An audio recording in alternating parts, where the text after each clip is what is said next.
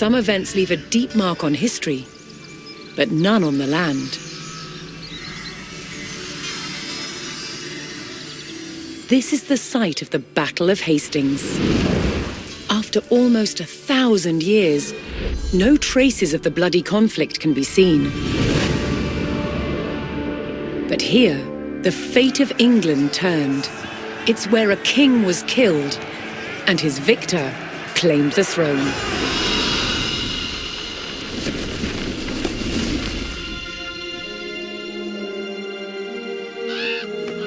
October 14th, 1066. We know what happened here on this day, thanks to this. The Bayeux Tapestry. A carefully preserved, illustrated record of events. It shows the main players. Harold, the newly crowned Anglo-Saxon King of England, and his challenger, William, Duke of Normandy. William claimed the previous king had promised him the crown.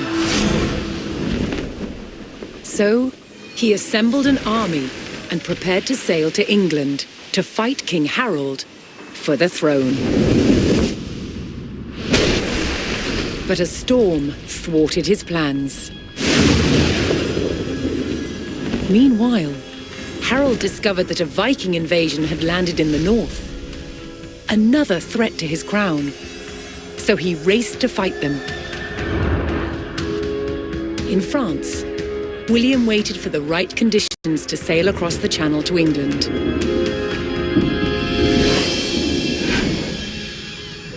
The weather cleared.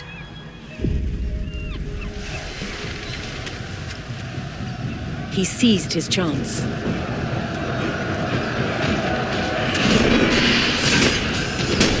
"250 miles north, Harold had defeated the Vikings.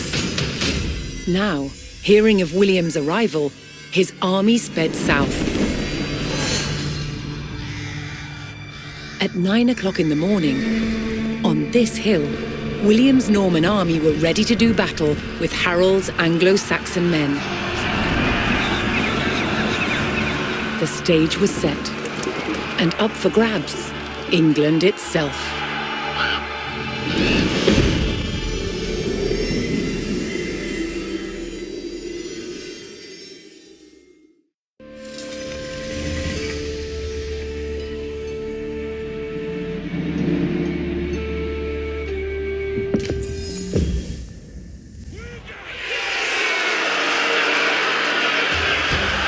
On October 14th, 1066, William of Normandy stood ready for battle at the base of a hill.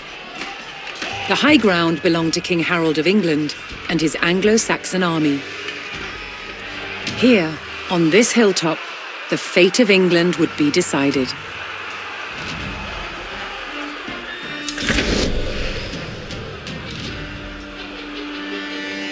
Soyez prêts, compagnons.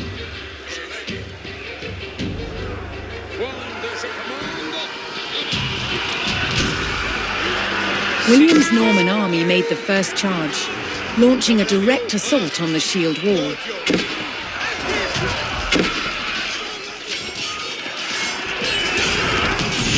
Though William's army fought fiercely against the shield wall, it would not yield. As one man fell, another took his place. Overlapping shields in tight formation made for a near impenetrable barrier. Realizing his army could not break the shield wall, William called for a retreat.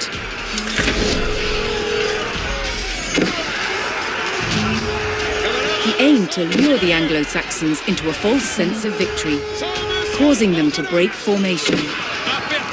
William's feigned retreat was working. The Anglo-Saxon army broke their shield wall formation, leaving gaps for William to make a move.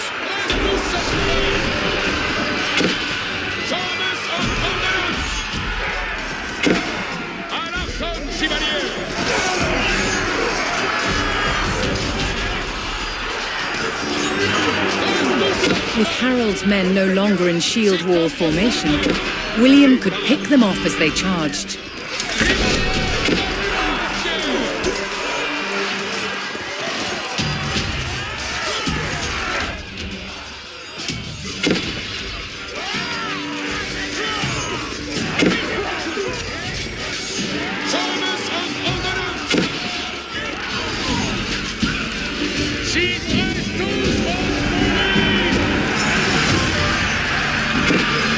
The Anglo-Saxons had deployed rows of spearmen to push back the invaders.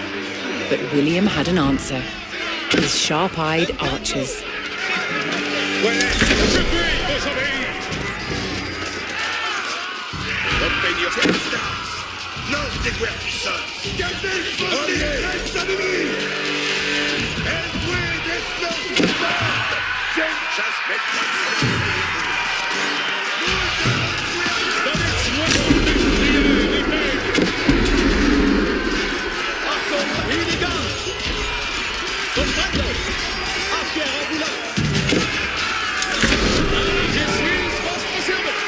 More Norman men-at-arms reinforced William's army.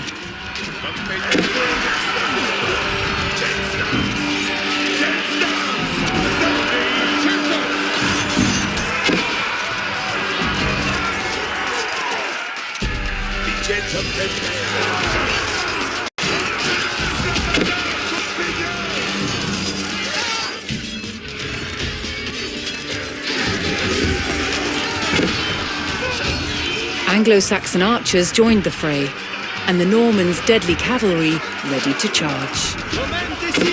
But first, William's forces had to eliminate the enemy spearmen, whose sturdy polearms could easily bring down a horse.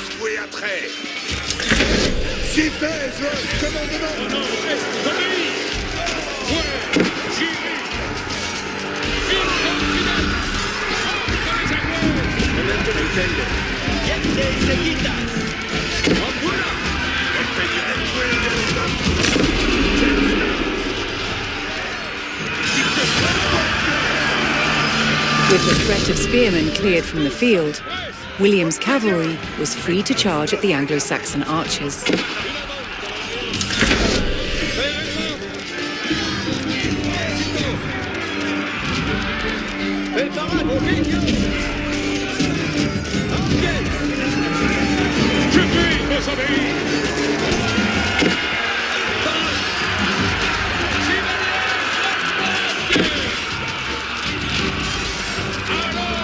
The Anglo-Saxon army was in disarray. Their shield wall had been neutralized and their numbers were dwindling. Now the only thing standing between William and victory was King Harold himself.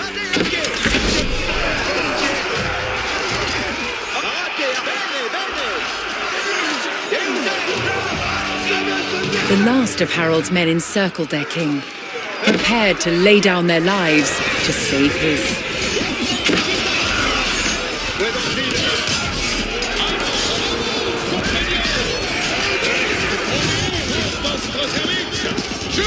More Norman cavalrymen took to the field.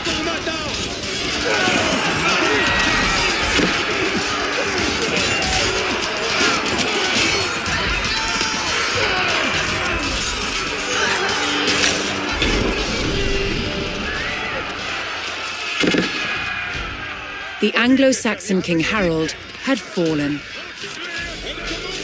In the confusion, some loyal soldiers fought to the death, while others scattered in panic.